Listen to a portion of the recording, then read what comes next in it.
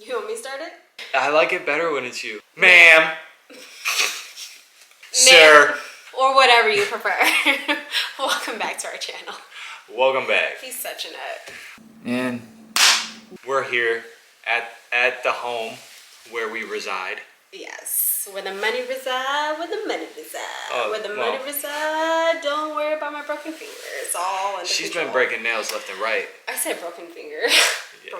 She's not breaking her fingers. No, yeah. We are at home and we thought we'd just have a little lunch date with you guys. We are starving. It is Friday. Yes. We both have a pretty light day today. Early afternoon, so we thought, let's just have some lunch and enjoy it with our friends. Yes. So, guess what we ordered? Good old Chipotle.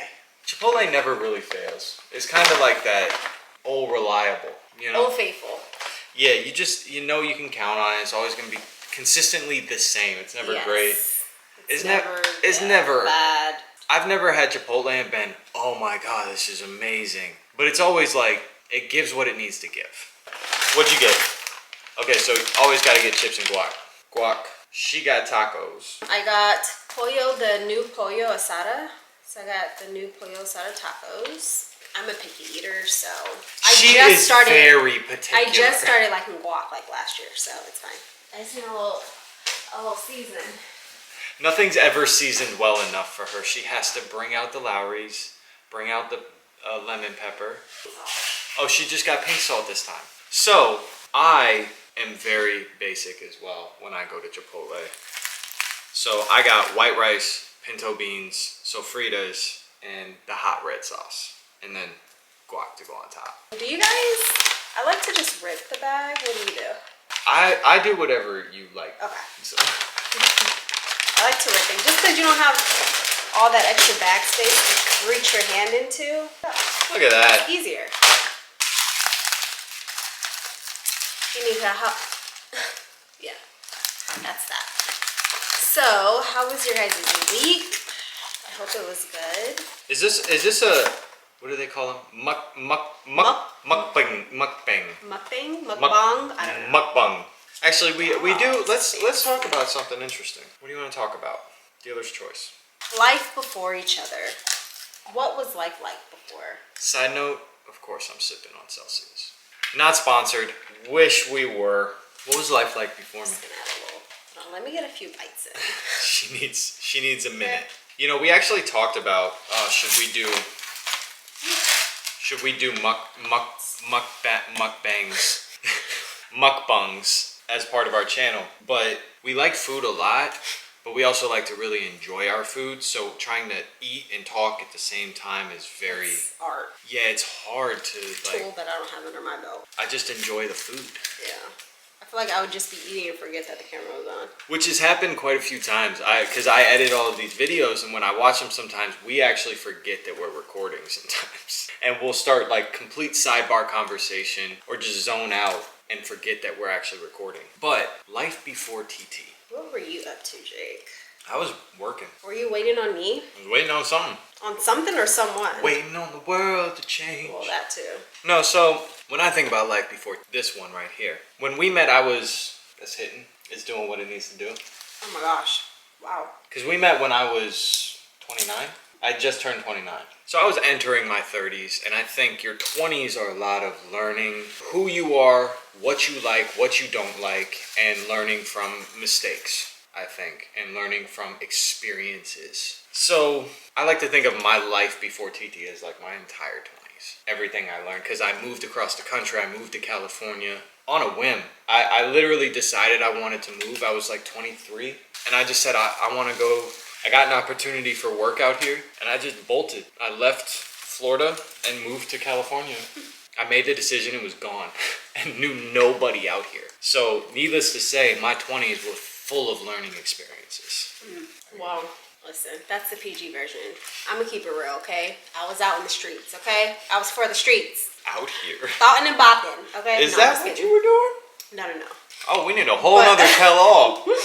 No, so my 20s, I mean, I definitely had fun. Not in that way, but I moved out here, was going to school, and I was actually working at Disney at the time. You know, it was kind of like two colleges in one, because Disney was kind of like college life too. So, you know, it was just like when you got out of, when there was no school and there was no work, you know, me and my best friend, we would drive up to Hollywood every single night after work and just turn up. Knowing we had like work or school the next day, we'd be out here till like 3 a.m. in the clubs, okay? Couldn't tell us nothing. And, you know, just experiencing life in our 20s, you know, and sometimes it was good, sometimes not so much, but that's what your 20s are for. I never did the club scene in LA. I mean, it makes, like, I don't drink. I think I went to the club maybe, I can count on one hand. Out here? Yeah. Wow. It was never for me. It was never really my scene. It's not for everybody. But I think definitely in the aspect of dating, I think, like I said about your 20s, you learn a lot about who you are, what you like, what you don't like, and you experience a lot that forms who you're becoming. So when I look at mine, I definitely learned a lot. I learned where I was wrong. I learned what I was looking for in somebody. And I learned how to kind of mix it all together into like this perfect little, like what I wanted and who I wanted to be. And then insert her, turn my whole world upside down. Yeah, I mean, my 20s were also filled of, while there was like fun, adventure, school, work, there was a lot of heartbreak too. But it's funny because in your 20s, now I know a lot of people can relate, right? It's like, or like you're in your teens, 18, 19, right out of high school, in your 20s, and you think that person you're dating at that time is like the person, right? The one. You always think they're the one. No one can tell you any different. Even your mom, your dad, whoever will be like, you're gonna be okay. You're just like, no, I'm not. Like, what are you saying? So I definitely had those challenges in my 20s. I thought the person I was dating from high school into college, that was it for me. But you know what they say, if you really want to hear God laugh, try telling him your plans. So and little did I know, he had other plans for me. But it's so funny because I would always get asked the question like, okay, so what does like your ideal guy look like? Who is he? Describe him to me. It wasn't me. And I could never describe him. Like, I would always tell people, if I close my eyes, like there's a silhouette there, but I can't tell you what he looks like. But yeah, so I think my 20s just prepared me for a lot before I met Jake, because I had so much heartbreak and like just toxic relationships, unhealthy, probably even partially like emotional, verbal abuse a little bit. Like, I had to get myself together, okay? Because I kept doing it my way and it wasn't working out for me. So I had to just give it up, do the work, but also just like toss my heads up and be like, okay, my way isn't working anymore. What do you need me to do? And that's what I did. I did a year of singleness. Same. It was actually pretty great. How was your year? You did a year of singleness. Yeah, so I think that time alone, like on purpose, or was it just like a coincidence? No, it was pretty on purpose. When you talk about past relationships, I think I learned that I had to look in the mirror as well, right? Because I firmly believe it always takes two to tango. And so while I felt that there were some things that I didn't like about the relationships I was in, I also realized that I played a part in everything, whether it was allowing somebody to talk to me a certain way, allowing somebody to treat me a certain way, like allowing it, or being okay, compromising, being selfish. I think there's like a lot that I learned about myself in the relationships I had in my 20s, building up to this. And so I think it took time for me to learn what those things were and look at myself in ways that because like I always like to think like, yes, I even talk about it, I wrote what my ideal woman looked like back when I was like 19 years old. Had TT met me when I was 19? Wait, look like or like was? No, who they were. Oh, okay. Like their characteristics and everything. If TT would have met me when I was 19, she would have ran. She wouldn't have wanted anything to do with me. I wasn't emotionally ready. And then even Jake, circa 25 years old. But were you aware of that? Did you know you weren't ready? Or were you... I was trying, you're trying to find out. And I think to me, I realized I was ready when I realized I was never going to be ready. Does that make sense? Was that just like a woke statement that I just made? Say it again. I realized I was ready when I realized I was never going to be ready. Wow. Meaning that I had to always keep working. I had to always keep like learning, because like I'm still selfish. I still do things that are selfish in our relationship and like in my life. I think everyone does. Exactly, but that's my point. Yeah. I started to realize I'm not always right. My choice is not always the best choice. A relationship is 100% and 100%. There was a saying in a movie, I forget where it's from. It was like, a relationship is a 2-lane highway, is a 2-lane street, not a highway and a bike path. And so both have to contribute your own 100%. That's kind of what I had to learn over my year, was really who I was, what mistakes I had made, right? Because I do think, this may seem blunt, you guys are getting to know me a lot. I think it's very, very, very naive to not accept responsibility in a situation that took place in our lives. There are certain things that we can't control that may or may not happen to us, like somebody, a tragic death, things happen around us that we can't control, right? What we can control is how we respond to them, to those situations. If I played part in a situation, I know it's naive of me to not accept some level of responsibility. This did not just happen to me, I played a part in it. I think I had to learn all of that to get here. Because you wanted to be ready. I wanted to be ready. I wanted to be in a healthy, happy relationship. Yeah. Still looking. I'm just kidding. I was like, red flag. I was just paying attention if she was listening to me or not, or if she was still focused on her tacos. So, yeah, and I think there's just like a lot of realizations and like dots to be connected, right? I think when you're not only like evolving and growing into yourself or trying to figure out why you stay in toxic relationships or what have you, but for me, like, I had a huge realization because I know I'm not alone in the fact that, like, I grew up without my father, right? And it wasn't until I got older, like, as a child, I was fine. I was like, who? Didn't miss his presence. It was never there, so you can't miss what was never there. So it was just, okay. But it wasn't until I got older where I learned that my relationship to men was affected by not having a father in my life, right? So I didn't realize that I would always do things to make them stay, right? So because my father wasn't in my life, it was like, well, why not? Like, what did I do for you to not even want to be part of my life, right? That abandonment sort of thing.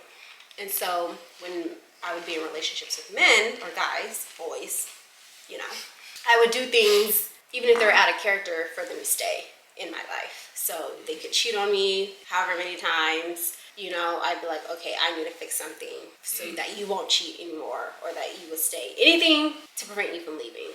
And it wasn't until like being in toxic relationships like that and continuously like disrespecting myself and allowing certain behaviors that I was like, what am I doing? And why am I doing this? And so like sort of making all those connections, I was like, oh, hey, I see now. But I have to fix it now and correct it, because if I want this certain type of relationship, right, then I got to do X, Y, and Z. And a goal of mine was always to, because I didn't have it in my immediate household, like my mom, she was married once and that was it, divorce.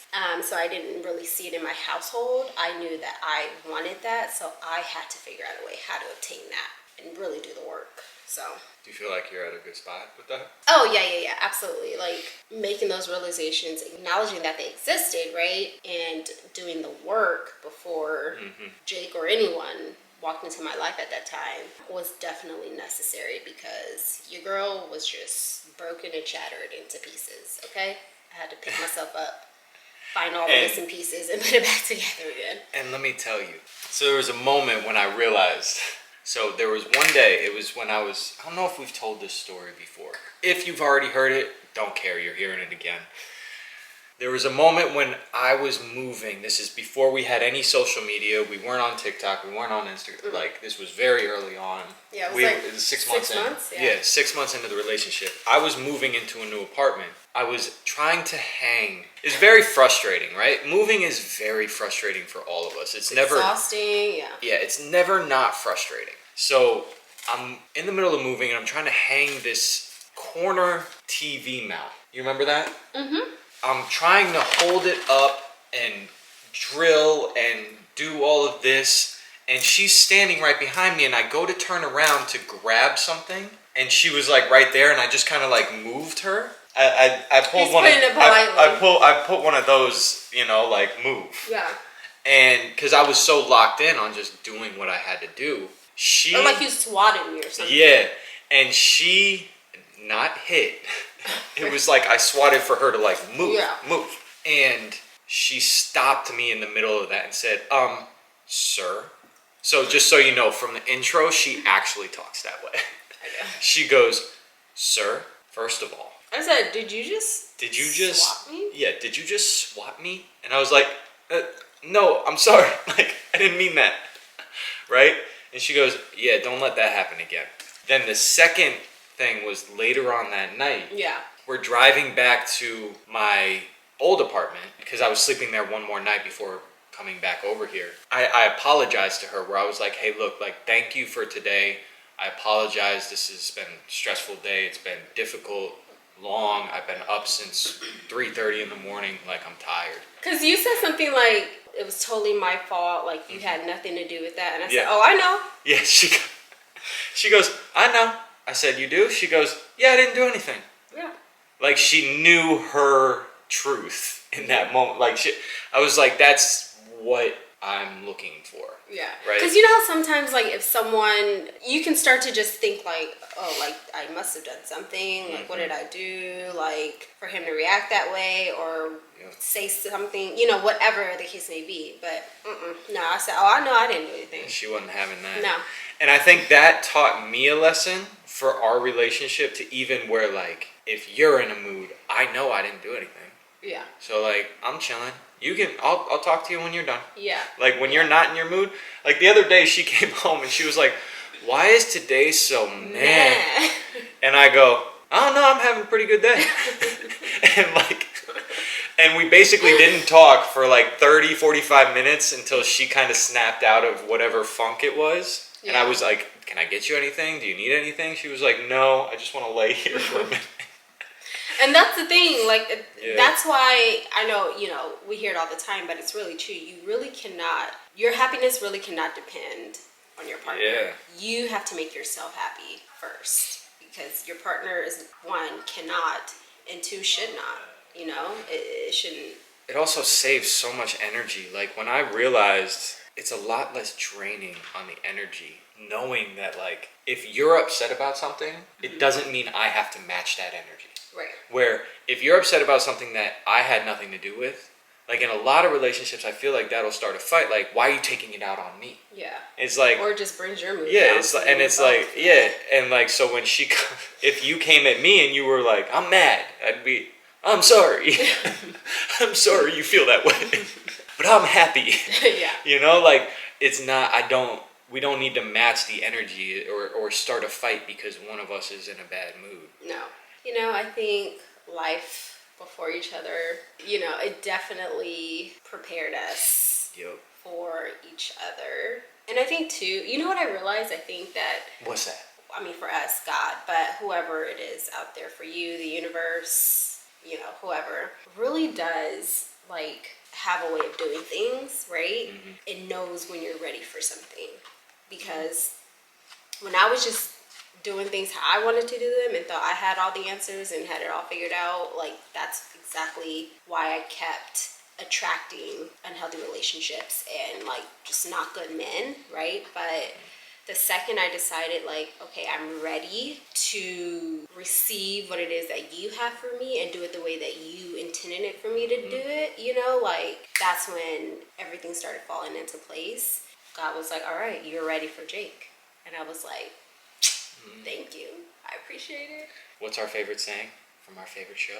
Expect the unexpected. Oh, God, yeah. So lowering the expectations of, like, this is, you know, this, and then all of a sudden your mind is blown beyond what you could have expected, right? And that was the situation for me where I was like, you know what? I'm not looking for anything in particular. I'm just going to... It's kind of funny because the name of our channel is what my intention was to actively date. Where I was, like, intentionally dating, trying to find what I'm looking for. Yeah. That's when it all hit, when we started getting closer. That's when I was like, yep, found it. Say less. And when we started getting closer, he means by the second date. Okay. Yeah. Obviously, you know, if there are other stories that you want to know about life in our 20s, let us know. We got one more thing before we wrap this up. Oh, yes. Today is Friday, June 3rd. AKA also known as otherwise known as So is that OKA? OKAA National Donut Day. I was gonna do National Donut. Donut, point at me. I go nuts for donuts. So, for my dairy-loving significant other, good old Krispy Kreme. And you know I'm about to pop them in the microwave for like 5 seconds. Oh yeah, she's gonna do that for sure. And then I got, what's it called? What is this place called? Where did you go? I don't even know what this place is called. Also, I'm a glazed girl. Like, I like my donuts really simple, so. But these donuts, so these are vegan donuts. No dairy, no nothing.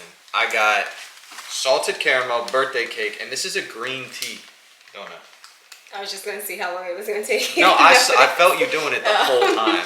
I just didn't know what you were doing it for. What'd you get? Salted caramel, green tea, and birthday cake. He wants that cake. So we're about to go crush these donuts and finish this throughout the rest of the day. I probably, I don't know why. See, when you eat on camera, you get full fast. I had one taco. Yeah, it's probably because you take longer to eat and that we're just gluttonous AF here in America. So we just overeat when we really shouldn't. I do that all the time. Yeah. I will eat until I'm sick. You do. My stomach will be in pain. I'll be in agony. It's a problem. Yes. So, obviously, we say all of this to say.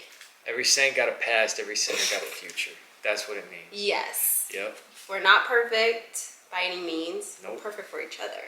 Yep. But we're not perfect. We still have our challenges as we evolve every day. So if you guys want to know more about anything, let us know down below in the comments. We're happy to share. We're happy to talk about more topics, whatever you want to know.